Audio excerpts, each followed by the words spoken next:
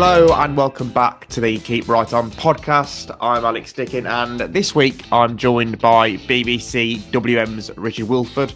Rich, thanks for coming on. You're becoming a little bit of a regular guest now. Look, I enjoy talking about Birmingham City and talking football, so it's never anything other than a pleasure. Well, I mean, when Brian's here, it's less of a pleasure, but what can you do? It's much easier talking about Blues this season, isn't it? Last night, Blues beat Stevenage 1-0 to reach 102 points from 43 games in League One. They are Centurions the first time in their history. Richard, sum up that as an achievement, please. How big is it? I think for me, it's the sort of staying power that they've shown this year, in that if they'd achieved it without their cup runs, then you'd say, well, yeah, of course, with the squad they've got 100 points, it was always going to happen. And inevitably, there are Blues fans who have won money on the back of last night's win as well, who tipped them to get 100 points before it. I think when you look at the fact it's a 60-game season and the standard they've maintained, only losing 3 fixtures out of 43 in the league, where so often, particularly away from home, they've taken the other team's best shot, I think that is extraordinary. And it speaks for the hard work that they do, for the commitment and for the spirit of the group. Yeah, the sheer number of wins by the odd goal as well is so impressive. They always find a way, as we've said multiple times this season. An impressive stat you kind of put me on the trail of after the game at Burton is that Blues this season have essentially had 3 seasons worth of wins, haven't they? And it's 41 wins now this season. In the last 3 seasons prior to this, it was 42 in total.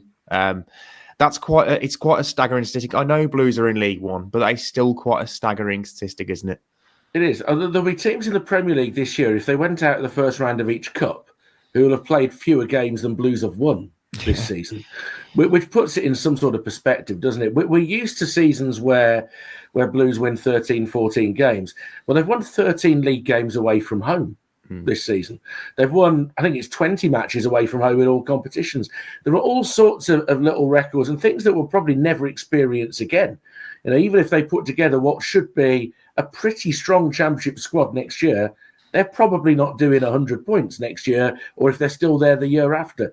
This is a year to really enjoy and actually soak it up and not be one of these moaning minis who don't like the fact that they haven't scored 100 goals or we're not ready for the championship. It won't quite be the same group in the championship, but they'll be pretty strong. So just enjoy it. Sit back, bask in the glow.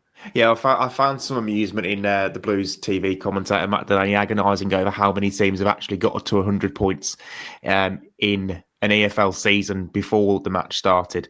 I think he worked it out. There was 9. Blues had become the 9th by the end of it. So that in itself tells you what an achievement it is. But yeah, a remarkable season. You mentioned the championship, Richard. It would be incredibly difficult to do that again next season. But if they did, then they'd be on their way to a promotion, I'm sure. On the game itself, it felt quite fitting that it was one of the unsung heroes, a player who hadn't scored for Blues before last night, in Alex Cochran, that managed to get that goal to take them over the line. Yeah, for me, I think I've probably made the comparison on one of the earlier pods in the season. For me, he's taken over the mantle of a player like Maxime Collin, in that Alex Cochran, he's going to give you at least 7 out of 10 every time he plays. He is solid enough defensively. He only tends to get exposed when he's not getting enough help from whoever's in front of him. So there are just the odd occasion where that might happen, and up against the very best wingers, it's always going to be a challenge. But he's resilient. If he gets beaten a couple of times in a game, he comes back for more.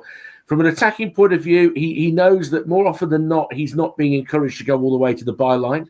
He's the fullback who tends to hold, particularly when Ethan Laird's playing. He understands that part of his role, and he very rarely gives the ball away. He's a great crosser of the ball when he gets into position, and some of the best early crosses into the box have come from him. But above all, if you're Chris Davis, you put Alex Cochran's name on a team sheet, you know what you're getting, don't you? Yeah, he's an understated character, isn't he? Chris Davis made that point last night. Even the way that he celebrated his goal, he didn't really want to celebrate, did he? He looked awkward almost that he'd scored a goal. An excellent strike, by the way, as well. That was a fantastic finish. And had Blues not had so many brilliant goals this season, it would maybe be a contender for goal of the season, given the kind of the the importance of the guy, say importance, but what it meant to get Blues over the mark of 100 points. He's had an exceptional season. As you said, a 7 or 8 out of 10 every single week. For me, he probably does come into the player of the season conversation, which I don't want to run into now because we'll touch on it a little bit later, but he's a shoo-in surely for that League One left back of the year spot in the team of the year. I can't think of a player who's been better than Alex Cochran. So great for him to have that moment after a season which has been pretty perfect. And actually, I want to bring up the point, to show how understated Alex Cochran is, Richard. His target for this season was to get to 50 games. It's an extraordinary thing, and we've talked quite a bit about this with a player like Alfie May, particularly when we're travelling in the car, maybe not on the pod. But one of his great assets is availability. In that he had that one injury when there was a poor challenge early on in the game at Barnsley, 2 or 3 minutes in, where he's ended up with this deep cut on his foot. Healed quicker than anybody expected, got going again. Then he gets the challenge of Lee Buchanan. And you think, well, okay, his minutes and appearances will drop. They'll probably share the role. And Lee Buchanan gets that awful injury, which was really unfortunate because Blues have had moments of adversity during this season. And all that Cochran has done is get on with it and play and do his best and give that 7 out of 10. And for me also, it's a real tribute to the Brighton Academy. I think they produce excellent players who are ready to contribute professionally. They're ready to go toe-to-toe with whatever level. And in League One, it's a tougher league than anybody will give it credit for because there are a lot of talented teams out there. There's a few at the bottom who are struggling, but Blues have been tested. Yeah, and because Cochran scored, there's only now 3 outfield players who haven't scored for Blues this season. Mark Leonard, who really does need to get his act together, given the number of games that he's played. Myung-jae Lee, who, in fairness, has only played twice, and Grant Hanley, who's obviously only making his second start at Stevenage. On Hanley, he's looked very impressive in the last 2 games, hasn't he, Rich? Really interesting watching him, isn't it? I mean, we had the chance to talk to him after the game at Burton. He was very honest about it, the frustrations he's had not getting any football in the first half of the season. He didn't understand the position that he found himself in at Norwich. What I like is we've seen quiet leadership from 1 or 2 players this year. Somebody like Ben Davies, very calm leadership from him. Iwata, to an extent. Last night, when he was particularly when they were defending the end in front of the Blues fans and they were quite close to a low-down press box, you could see that Grant Hanley never stops talking. He's constantly giving people advice, moving them in the right direction, letting them know where their opponent is, letting them know where there might be a bit of advantage. His hands are moving, he's gesticulating. For me, he's been a very useful player, albeit limited in the minutes that he's played. But his experience has helped Blues finish off some games. And I'm really pleased for him that he's getting some minutes so he's going to be ready for his Scotland duty next month. Yeah, I've been so impressed by his positioning. When you think back to the more so the game against Burton with Burrell, who had that pace in behind, and that was clearly the way that Gary Bowyer wanted to get after Blues on Monday. Every single time Burrell appeared to have the run on Hanley, he just positioned himself correctly, got in front of him, saw the ball out, and he a little bit against Stevenage as well. Although Appere didn't quite have the same explosiveness in behind. He just positions himself so well, and that's kind of 33 years. That is one of the most generous descriptions I've had in a player comparison ever. Yeah, I mean, you are comparing cheese with gravel there, aren't you? Burrell Not a fan of a pair. But no, I think he's struggling a little bit at that level. I don't think he makes his physical presence felt. And I'm nothing against the lad, but it's more the fact that Borelli's really good. It's more that, Appere is doing his best in that team where I think they've got some talent, Stevenage. But the point being that Borelli's really, really good, and Grant Hanley snuffed him out. And we heard from Darren Carter last night on BBC Radio WM that actually Gary Bowyer was frustrated that Grant Hanley was playing because he'd worked with him at Blackburn and said, actually, we're going to struggle to get Burrell in here because Hanley is sharp over 15 yards. So, it's the comparison is more that Burrell's very, very good. Yeah, it's just probably a debate for another day, but we can have it now, Richard. Blues going to the Championship with, Phil Norman's coming in the summer. They've got Christoph Klara, who's established. Christian Bielik, we've got to look at how that's going to play out over the summer, I think. Ben Davies, again, want to play out over the summer. Is there a spot for Grant Hanley as a 4th or a 5th choice centre-back in that squad next season? I don't think you want to go 5 deep. Your 5th centre-back should be whoever the best defender is at the under-21 level. But you do need 4 in the Blues have have had to stagger through the second half of the season with 3 to some extent because of Christian having a knock, and they seem to be quite evasive as to what it is that's wrong with him. Maybe we need to ask Chris Davis more directly about that. I think if Davis stays, then I think it's quite hard for you to have Hanley, depending what Christian Bielik wants to do. And I think that's going to end up in his own court this summer. Does he want to be playing Championship football for Blues? Would he still be the club captain? Because Clara has turned out to be the outstanding leader that he is. So that's one of the most difficult questions, isn't it? But if Bielik goes, then maybe there is a place for Grant Hanley. The question for Grant is just how much football he wants to play in a season where he'll be turning 34, and he wants to make sure that he's fit and ready for his national team each time. Yeah, Hanley, to be fair to him, seems quite open about that situation. And the main takeaway I had from speaking to him after Burton was that he felt like he wanted to be somewhere where he felt he could add value, whether that's playing or not, as he's done this season, second half at Blues, because he didn't feel like he'd done that at Norwich. So that's one to watch. Another player who made his first league start this week for Blues is Lee Myung-jae. He'd been waiting a good while to see him. Saw him a little bit against Crawley and now more so against Stevenage. He looked quite good, didn't he, I thought? Look, he is a very experienced footballer. I think that's the first thing to bear in mind. This is a 31-year-old who's been playing as a pro for a long time. He's got a lot of international caps under his belt, and he looked an international player. His reading of the game was excellent. His pace, when needed, was there. The quality of his passes forward. He was crisp. He was sharp. He wanted to get it forward early, and he had a bit of a threat in him, in terms of crossing, a couple of decent crosses in. He looks a very, very good player. I think it's hard for Blues to keep him at the club next season because you've got Cochran and you've got Buchanan coming back whenever he does. So I think it's a challenge, particularly with his age, but I thought it was a really good performance. Yeah, really good. I mean, there was one instance second half, wasn't there, where you just thought like Blues were short at the back and they were breaking down that Stevenage's right-hand side, and he just got a toe in, didn't he, and swept it away for a corner. So I was really, really impressed with him. I think he looks a good player. And like you say, it's difficult the left-back situation's so awkward because Blues do have Buchanan. He's not going to be injured forever. He's going to come back. So it's how long it's going to take him to get back to see what they do this summer with that position. But Cochran, obviously, is going to be first choice moving forward. A lot of records to talk about. Moving on to this weekend's game, Richard. So first time Blues have reached 100 points. 2 more points they need now for the League One record, which obviously still stands at Wolves 103.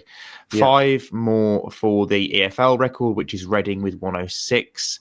We mentioned earlier that it's 41 wins this season when it's been 42 combined over the last 3 seasons. To avoid defeat to Mansfield, Blues will also complete their first unbeaten league season at St Andrews since 1971-72. There's so many records, it's probably worth asking which one do you think is the most impressive at this stage? It's an interesting one, that, actually. For me, it might be the unbeaten home record, because I think it's a really hard thing to achieve. And I know that we've seen a lot of teams come and sit on the toes of their own goalkeeper, and they can be really hard to break down, and they'll come out and play in the last 10 or 15 minutes.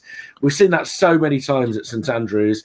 We've seen 1 or 2 teams come and go toe-to-toe with Blues. Real credit to Reading early in the season. I thought Peterborough were excellent. Funny enough, even though they got carted in the end, I thought Barnsley, having been reduced to 10 men, came and had a proper good go at St Andrews. But those moments have been few and far between.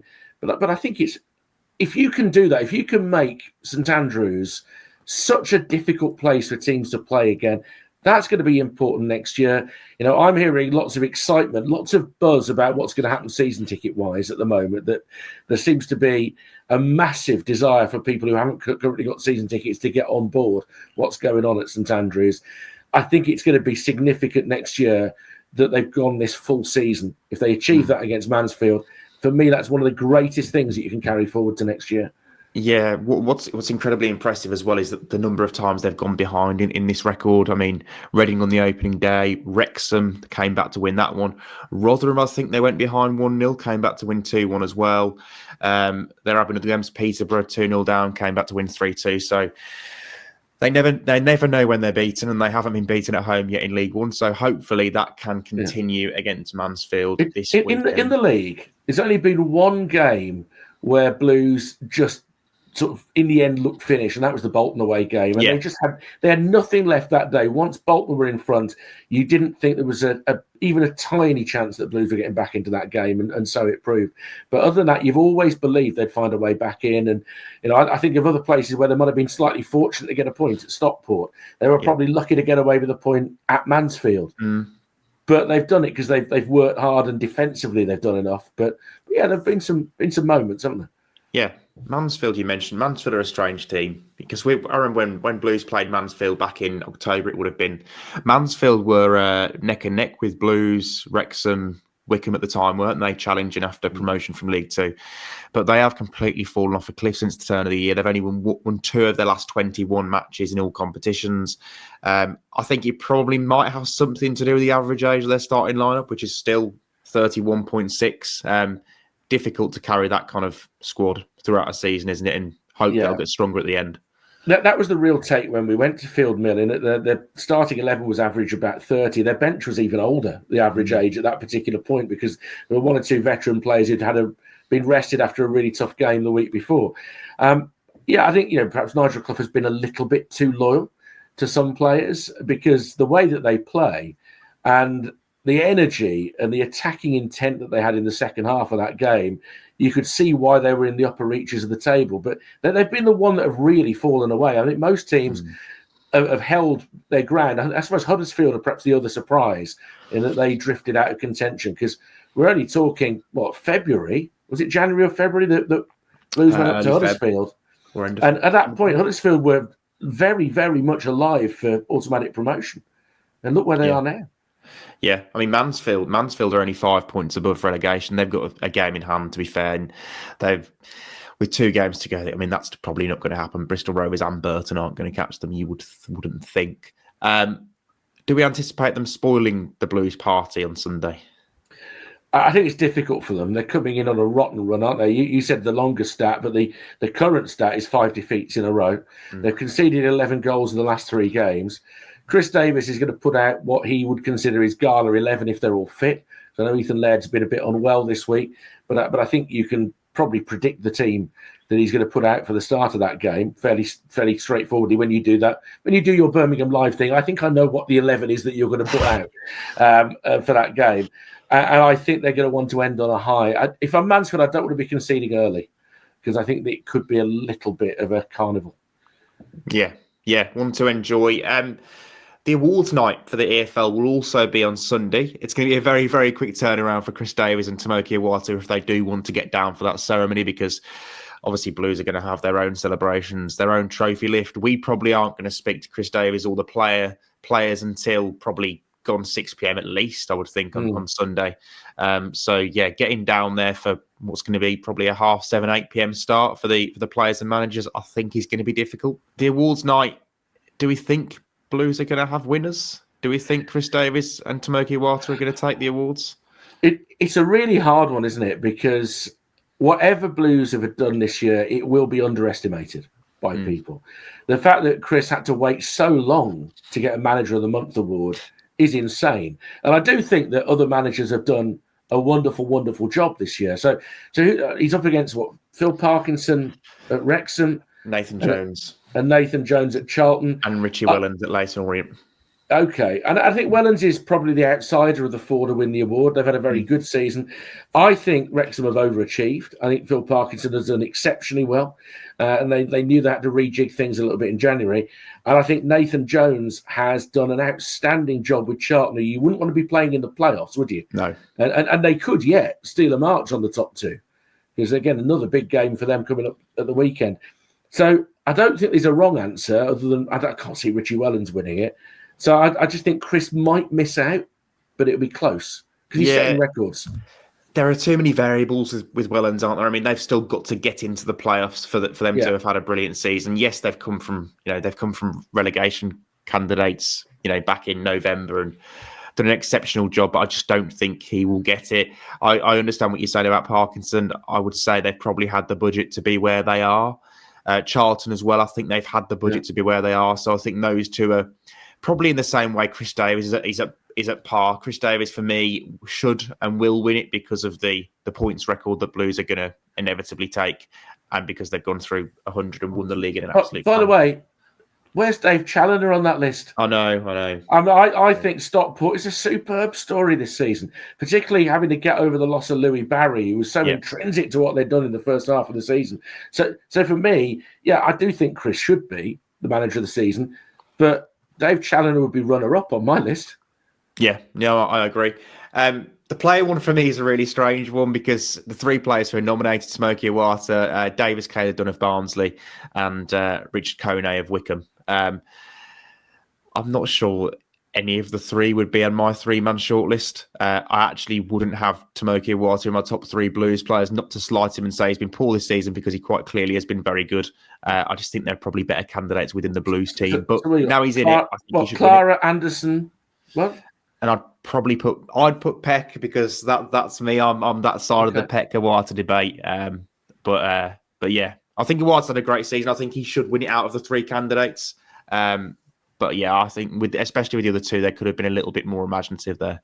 Yeah, I think Caylor-Dunn's a slightly left field choice actually to make that shortlist, and I would fancy there were some Leyton Orient supporters who were wondering about that shortlist as well. Kone had a tremendous first half of the season. He has gone off the boil under Mike Dodds and put some pretty serious missed chances, but he's had a great year. I think the shortlists are too short. I think they probably should have had half a dozen players there because there are some interesting omissions. Let's put it that way. You've had really, really good seasons. Yeah, and one thing I do want to debate the in-house Blues Player of the Year. We've debated this quite a lot on our journeys and away games this season. I think it comes down to two. And I think I know which side you're going to go on. Tell us your player of the year. It's so hard. And for me, the fascination on the awards night, the Blues end of season dinner, will be whether there is a difference between the players' player of the season and the fans' player of the season. Yeah, because I think that's intriguing this year because you have so many good candidates. I am really torn as to who the player of the season is, if I'm honest with you, because I think the three that you mentioned that you would put ahead of Iwata, I would probably also put those three ahead of Iwata. It's fascinating that Jay Stansfield, hugely influential, doesn't necessarily get a shout for that at the moment, and yet there have been moments when Blues have needed him, and he's put them on his shoulders. But for me, the biggest difference maker this year, and it's a really tight thing, but I'm probably in Keshi Anderson's court right now. But it's way for thin, the margin between him and Clara. Yeah, I think it's going to come down to those two. Debated on previous pods. I think Ryan Allsop's got a great shot as well because of how the big drop off when he doesn't play. Jay Stansfield, exceptional early part of this year, like you said, carried Blues on his shoulders in some games this season, scored so many big goals, and I think his goals alone have been worth about 15 points to Blues. So yeah, his importance is undeniable. I would go Clara. But yeah, I think between Clara and Anderson, it's a very, very close battle. Well, I would put it this way. There's no wrong answer to that question, is there? There's not. Between the two of them. One of the things I love about Clara above everything else is just he brings personality to the defence. And I think that's a very good thing to have. You know, you look at Wolves' recent run, they brought in Agbadu, who's a defender who's got this charisma and got this personality. And also he's a solid unit the way that Christophe Clara is. So, you know, you could extend it further. I think it's worth just giving a mention to Ben Davis, who I'm not entirely convinced that the loan move to Blues was the thing that he was dreaming of last summer. And then I don't think he necessarily expected he'd get an awful lot of football. And I think he's been absolutely outstanding, utterly reliable. And whatever else they do in terms of choosing centre-backs for next season, if Ben Davis isn't there, they'll miss having a left footer. So I think for that point of view, having a left footer has been huge. But I think he's been a quiet giant for Blues this season. No, I agree. No, I think there are up to 9 players who've got a serious shout of, you know, being in contention to win one of those Player of the Year awards. I actually think Alex Cochran might get the Players' Player because everyone can see what an outstanding job he's done this season. I don't think he's got a chance of winning the Fans' Player. So, yeah, it's going to be one hell of an end to the season in terms of celebrations. You've obviously got Sunday itself, which is going to be huge. You've got the end of season awards dinner, which is going to come after a party at Cambridge where people are going to be in fancy dress. I'm not sure we will be, but you never know. So because you're saying no, you keep on saying no. So I'm not doing it if you're not doing it because we're travelling together. I'll look a right idiot. That'd be fantastic. And then Blues have also got an end of season. It's all end of season. They've got a party at St Andrews on the 5th of May. And God knows what that's going to entail. Will it be an open top buzz? Will they have some kind of celebration on the pitch? I'm sure they'll do something that's fitting of the occasion. It has been a tremendous season. I feel like we're wrapping the season up now, and there's 3 games to go. But there's a lot to go. I think part of what they'll do on the Monday is that people have come together to make papier-mâché statues of Lukas Djukovic. And if that's not what they're planning, that is what they ought to be planning. Get the statue built now. Yeah, that'd be a fantastic way to end. Obviously, there's his future farewell, whatever's going to happen with him to come as well. So there's a lot to happen in these next 9 days. But yeah, it's going to be one hell of a ride to finish the season. Richard, do we go on holiday then? Do we go to have a rest? Do we go to the beach? Do we go to Weston-super-Mare? We don't. I think it's an absolute travesty because we won't get 2 months off the end of the season. I was thinking yesterday, do the Blues support staff, do they get 2 months? Apparently they do. So it's do they? What a life. Yeah, I wish I did. Man. Yeah, I feel like we probably deserve a bit of time off as well, but yeah. Do you think Chris Davis will give us a little sort of training list of things we have to do in the next 2 months to get ready for the championship? Because I think he would. He's probably got a plan for us. Some reading up over the summer. Yeah, there will be. There'll be some tactical books he wants us to read. There'll be some motivational speaking books, and whatever else. By the way, he has handled everything tremendously this year, apart from occasionally the officials. And at Stevenage, at times he was bent double in agony, not saying anything to the 4th official. He was going to give himself a stomach ulcer. He needs to work on that part of his game, but that's about it. Yeah. He doesn't need to get too angry in these final few games, does he? Everything's been done. He can relax. And he had cause at Stevenage. He did. Yes. He did. Richard, thank you very much for this for joining me on the podcast today. Everyone, thank you for listening. All that remains is to say a big keep right on from both. If I bring clown makeup and a hat for you to Cambridge, would you do that? Yeah, go on. Oh, crikey. Thank you everyone for listening. A big keep right on.